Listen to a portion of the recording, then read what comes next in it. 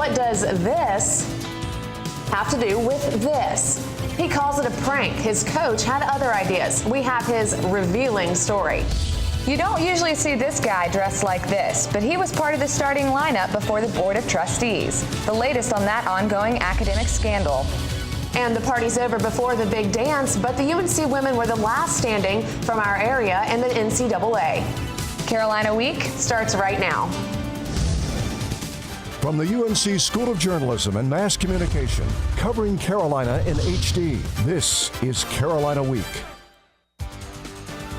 The UNC Honor Code spells out policies on cheating, violence, underage drinking, and a lot of other things. But what's its policy on stripping in a class? A member of the track team, just thrown off that track team, is going to find out. Good evening, I'm Landon Dowdy. And I'm Mary Alice McMillan. That's after a recent striptease in class went viral. Madison Way introduces us to the student who has already lost more than his clothes. UNC senior Dylan Moore knew that it was going to be a big deal almost immediately. As soon as I left the building, I went to Lenore to eat, and I heard the whistle being played from computers 10 minutes after I left. The whistles came from a video of this prank. Sorry, Professor. Sorry for interrupting everybody. But I'm going to have to disrupt and tell everybody that I need to withdraw from this class today. Because you see, I don't need to learn any of this stuff because I already know what I want to be as a profession. The prank isn't too far off reality, and this isn't the first time Moore's stripped in front of strangers. Okay, so I do actually strip. Moore, who's from New Hampshire, was also on the UNC track and field team for 3.5 years. He competed in the high jump. That is, until head coach Harless Metters caught wind of Moore's prank.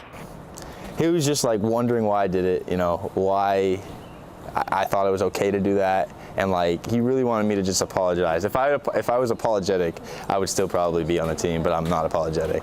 And I could have lied, but why? Why would I lie? Like I'm proud of it. Like I did it because I wanted to do it. I'd do it again. Metters declined to comment on Moore's dismissal from the team.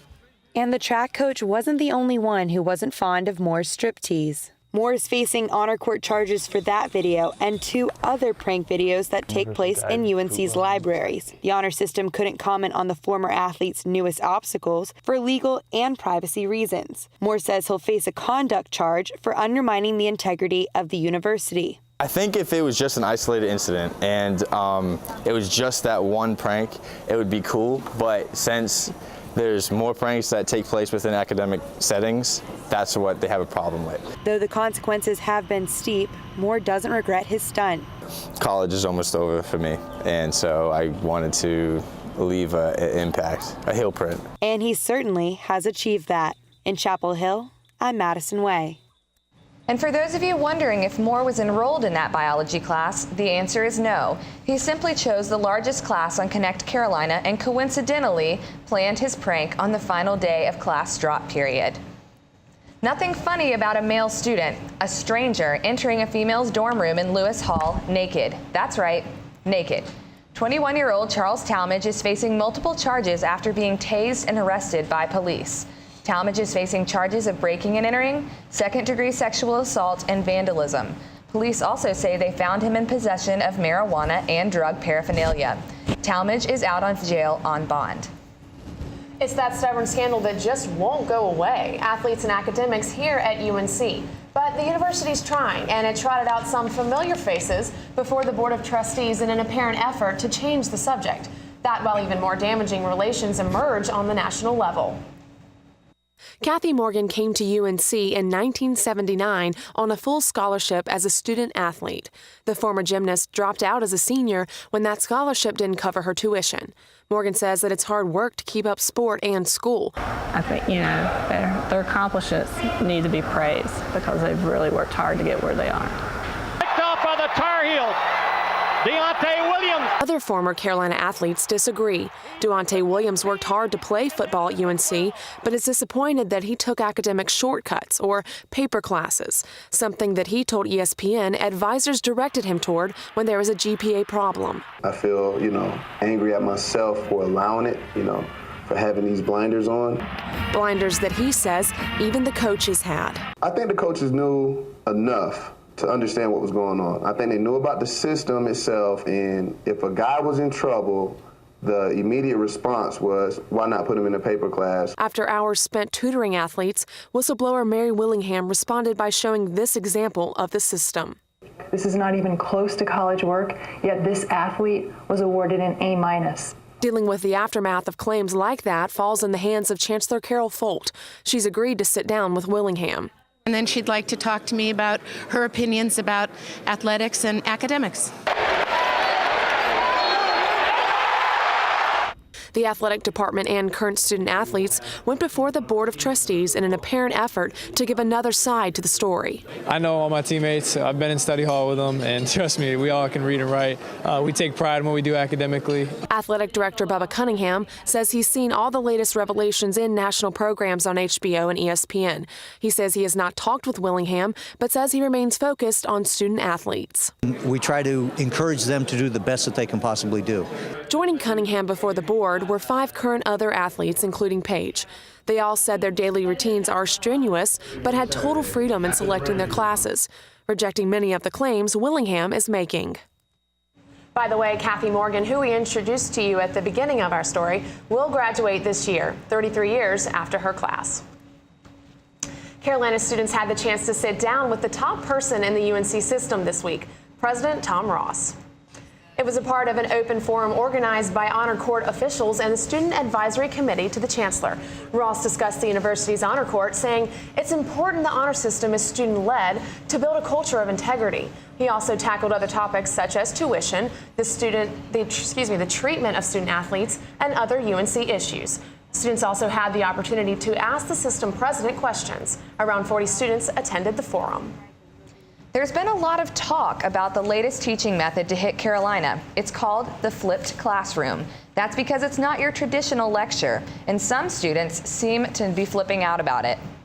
How are we doing today? When students enter Rita Balaban's Econ 101 class, they don't expect to hear her lecture for 50 minutes. That's because, in theory, they've already heard her teach the lesson online. Balaban is leading the charge for educational change at UNC, this time in the form of the flipped classroom. And she says it's a charge that yields results, and she's happy to be a part of it. It is improving scores, it's closing achievement gaps, and I think that's phenomenal. And to me, it just makes sense. In Balaban's class, students watch videos and do readings prior to class and use class time for assessments, questions, and discussion. And according to student body president Andrew Powell, it seems to be working. We know with the flipped classroom in Econ 101 that on exams, students taught in the flipped classroom performed 11 percentage points better than students taught in the lecture classroom across 350 students.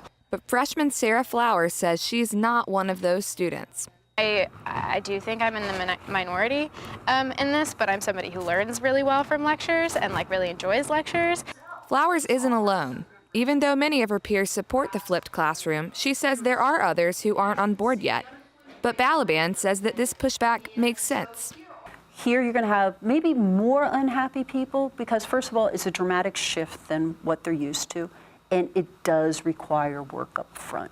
Even with this initial pushback, Balaban and Powell hope this type of learning will at least be an option for students. And Balaban says she plans to flip more of her classes in the coming years. We mentioned Andrew Powell, the new student body president, in that last story. Well, it's official. He and other members of student government were just inaugurated. During his speech, Powell stressed the importance of affordability. He says he wants UNC to avoid tuition hikes and to keep the University of the People accessible for all. There are many contributions from university faculty and staff, both on campus and in the UNC community. Some of those individuals are being recognized tonight, and our Delia D'Ambra is live at the 2014 Public Service Awards right now. Hey, Delia, how's it going over there? That's right, Landon. I'm here at the George Watts Hill Public Service Awards, the 2014 Public Service Awards, and UNC is honoring 11 individuals in 5 different award categories, and everything in their services for those awards ranges from neighborhood engagement, health and literacy promotion in Latino communities, and interpersonal violence prevention. A special man being recognized tonight is William Gentry. He's an associate director for the Gilling School of Global Public Health, and he's receiving the Ned Brooks Award for his longtime commitment to disaster preparedness and emergency emergency management. Also, there are 3 winners for the Provost Engaged Scholarship Awards for their services in teaching, research, and partnerships. Also, the Robert E. Bryan Public Service Award has 5 winners who are being recognized for their exemplary public service. Also, a special fellowship is going to a senior biology major, William Gearhart, who is creating a lab for water sustainability systems and water treatment systems in the Galapagos Islands. He studied there for 2 summers and is now receiving the fellowship as a reward. So you can see there are a lot of contributions of great magnitude being honored tonight. If you want to find out about the full list of winners and see their pictures and what they did, you can go to the unc.edu webpage or the Carolina Center for Public Service Facebook page. Landon, back to you. All right, thanks for that, and we congratulate all of the winners. That's Delia D'Amber reporting live from the George Watts Hill Alumni Center. Think you've got a lot of Instagram followers? Do you have 16,000? She does. We'll tell you why. And this display was causing quite a stir on campus this week. Did it go too far? Some think so. We'll have that story and more when Carolina Week comes right back.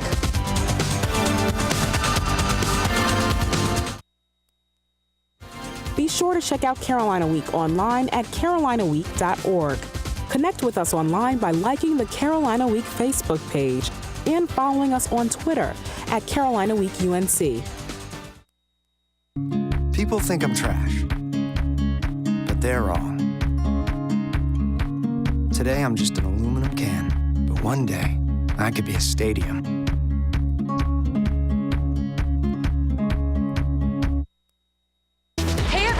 Heart disease affects 1 in every 3 women in America, but you can fight back. There's no time to lose. Mothers, sisters, daughters, families, and friends, it's time to shout louder, stand stronger, and demand change. Let's go! To the Batmobile. Dang it. To the invisible jet. Dang it. Together, we can put an end to heart disease. It's time to go red for women. I could use your help. Yeah! Learn more from the American Heart Association at www.goredforwomen.org. Enroll, we say, we want you to be okay. Enroll, we say, take care, people, for goodness sake. There's a plan for every budget, so don't accept defeat. Now you can get covered and still Buy me treats. You take care of your pets. Now it's their turn to take care of you. Visit getcoveredamerica.org to learn about your health insurance options.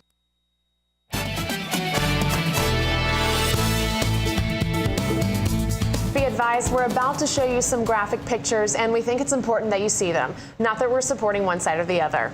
But the pictures are the issue. They were posted in Polk Place earlier this week. You probably saw the display. It was all a part of the Genocide Awareness Project, and it caused not only a scene on campus, but a debate over free speech. The Center for Bioethical Reform brought the project to UNC in partnership with Carolina Students for Life. The anti-abortion campaign featured images of aborted fetuses and genocide. It left some students questioning whether free speech policies at UNC went a little too far. Those concerns resulted in a counter-protest featuring slogans like, "My body, my choice." The Abortionist Genocide display is part of a campaign that travels to colleges across the country. The university commented on the demonstration, saying the group followed all procedures required and counseling was available for students upset with the project. You've probably seen them, or at least the U.S. government hopes you have. 2 years ago, the government spent more than $50 million on anti-smoking campaigns. But how effective were they? Are they? A recent study from Research Triangle Institute says it depends on the ad. Parth Shah reports. Giving up smoking isn't easy. UNC junior Sally Oliver picked up the habit in high school and just 3 months ago decided to quit smoking. It got in the way of a lot of things in my life because I felt like my time wasn't being well spent. The Research Triangle Institute study looked at the effectiveness of anti-smoking ads in getting people to quit. Researchers compared emotional ads like this one. That's my wife, Marie. She died from smoking cigarettes. With more informational ones. Call 1-800-QUIT-NOW, and your quitting specialist will be on the other end with a plan designed specifically for you. Study co-author Kevin Davis says emotional ads work better. One of the things that this study would suggest is, that the human mind responds more acutely to threat appeals. That means that smokers are more likely to quit after they watch ads that show the negative aspects of smoking. But ads provoke different reactions in different people.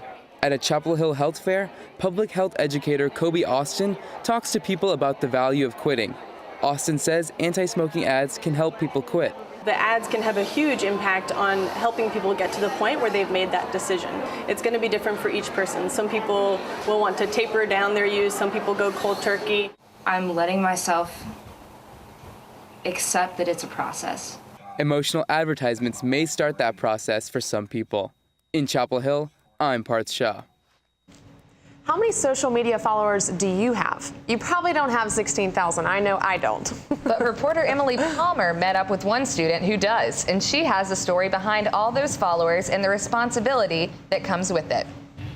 For sophomore Cynthia Grace Clarkson, this is more than just a routine workout. She's a bodybuilder who fought crippling depression and suicidal tendencies that landed her in a psychiatric hospital. A nurse looked at me and she said, "You should be glad you get another chance." When Clarkson got out of the hospital, she hit the gym. I can deadlift 170 pounds. She wanted to share her story with others. So 8 months ago, she created an Instagram page to document her recovery and exercise journey.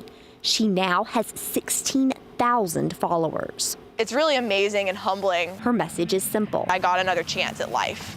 And that's the amazing thing, is recovery is possible. And many of her followers have asked for advice about working out. I was like, I wonder if I could actually make a business out of this. So just a few months ago, Clarkson made the jump, launching an online business called My Workouts. She has about 30 customers so far. Her workouts are customized to fit individual schedules and ability levels. You don't even have to leave home to work out. I pretty much take away every excuse that you can have not to work out. Besides the new business, Clarkson launched another project to help followers whose depression has led to cutting themselves. If you're tempted to self-harm, you write my name on your arm, you send me a picture of it, and I do the same for them. I look down at my arm throughout the day, I think about them. Hours and hours on Instagram and hundreds of letters sent all over the country and across the world. But why all the time and effort for people she's never even met? I want to keep sharing my story. I want to go even further than what I'm doing now. And I feel like that's what I'm meant to do. Clarkson is raising the bar, and she says she hopes that others will follow her example. In Chapel Hill, I'm Emily Palmer. Well, it is finally here. Spring has sprung at the campus on the Hill. And meteorologist Drew Day is here to tell us if it's here to stay, coming up next.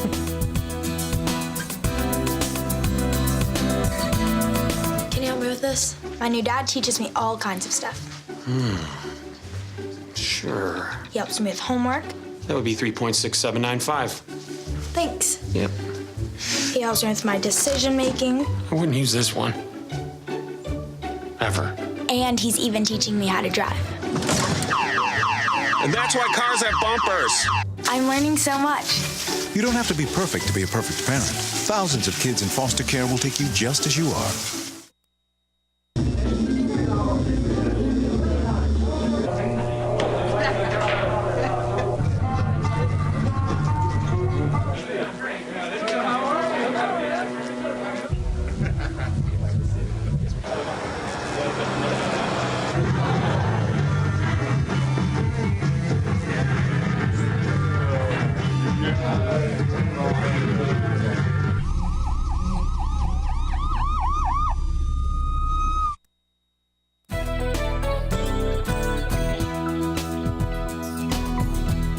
And welcome back to Carolina Week. I'm Drew Day. It was plenty warm out across the area today. Temperatures were able to make it up into the mid-60s across North Carolina. And right now here in Chapel Hill, temperatures are in the mid-80s with 86. The dew point is at 33 right now, so the air is very dry, so it feels really nice and comfortable outside. Of course, in the summertime here in North Carolina, dew points can reach the 60s, and that makes it feel much more humid and much more muggy outside. So right here in these beginning days of spring, it feels really nice outside, especially when we get warm temperatures in the 80s.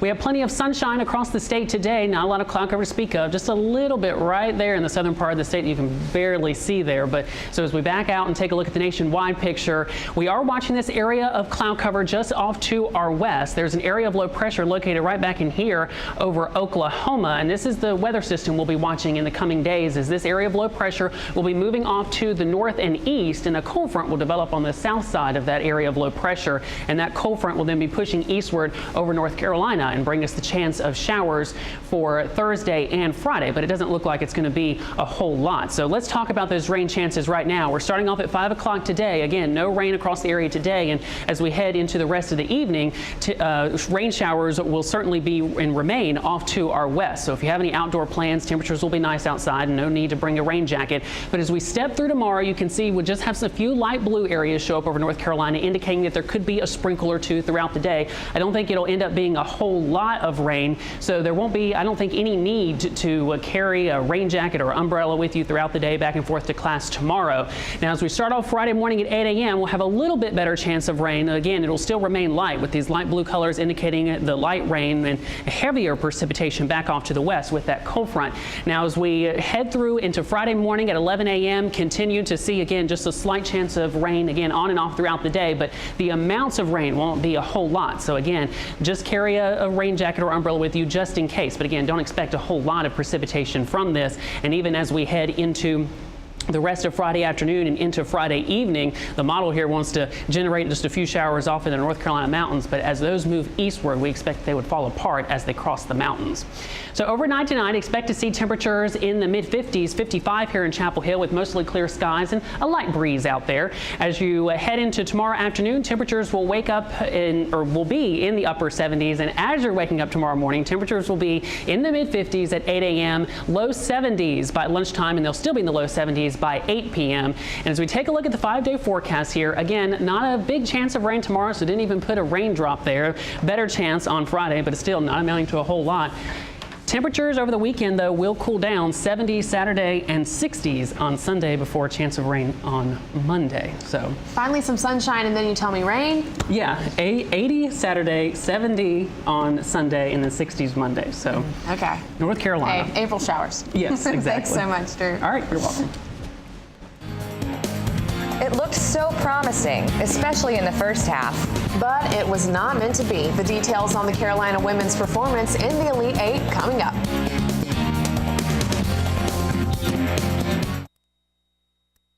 Good. Homemade noodles. Marty, stop it. Oh my goodness, I'm so sorry. That reminds me. I've been thinking maybe we should try a new form of birth control. I heard about this one. It's called the IUD, intrauterine device. Or we could try the patch on your arm. Actually, I think that one goes on your butt. Bedsider.org has birth control information and a lot more. And it's... What do you think then? Arm or the butt?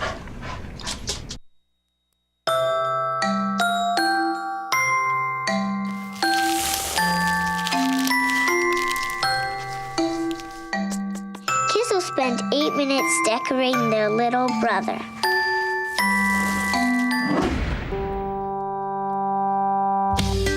Brushing for 2 minutes now can save your child from severe tooth pain later.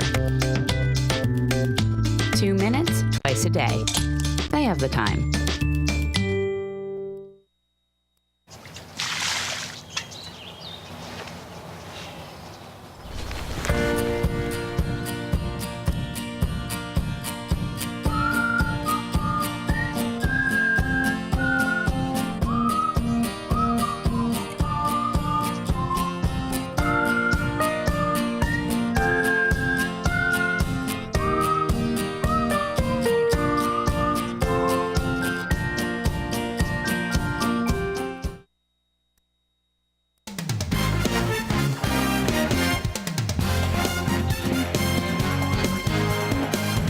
Welcome back to Carolina Week. I'm Ryan O'Rourke.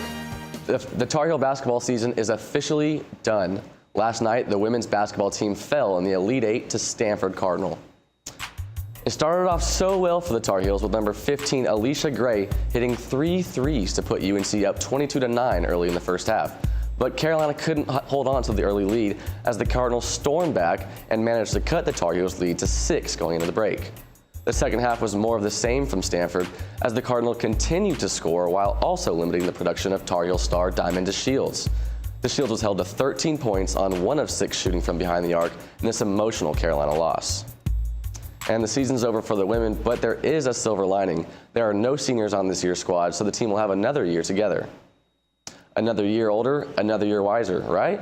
The only 4 players to average double figures this season are underclassmen. In fact, the freshman trio of Diamond DeShields, Alicia Gray, and Stephanie Mavunga combined for 42.6 points per game, more than half of the team's total.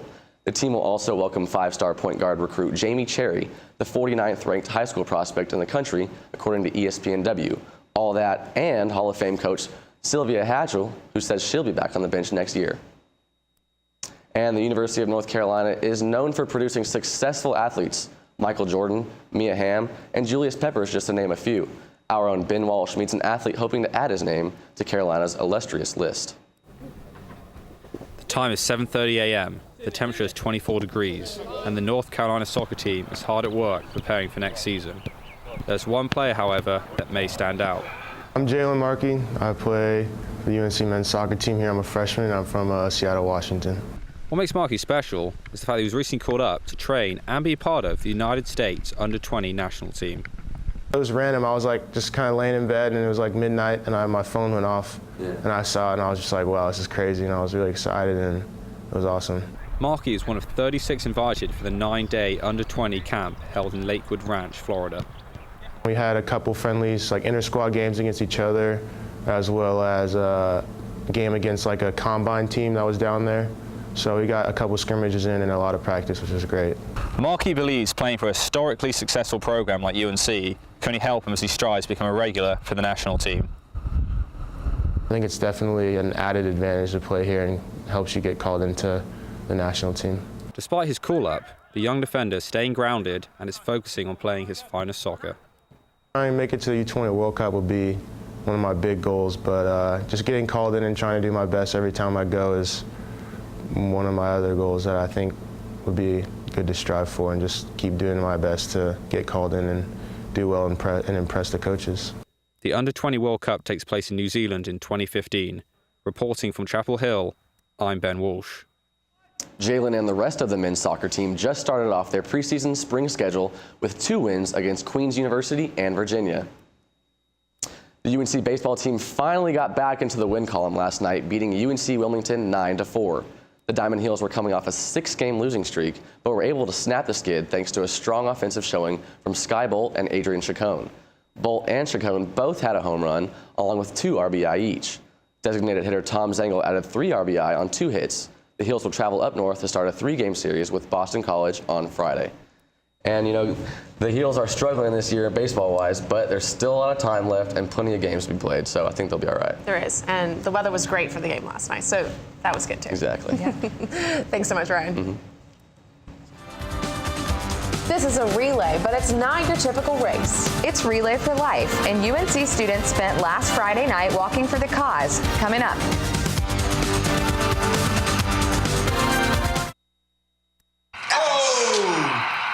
Checking your fantasy league? Nah, just my 401k statement. Nice. Where'd you find the money for that? I just been saving a little every month. I can't seem to save anything. Well, what about all this? What about the money you're spending? What money? It's gone before I can get my hands on it. I got a pizza for a Todd. Hey, can somebody spot me?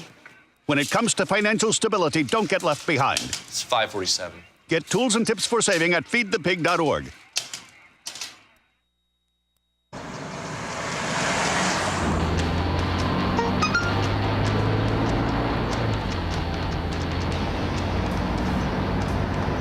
The average text takes your eyes off the road for nearly 5 seconds.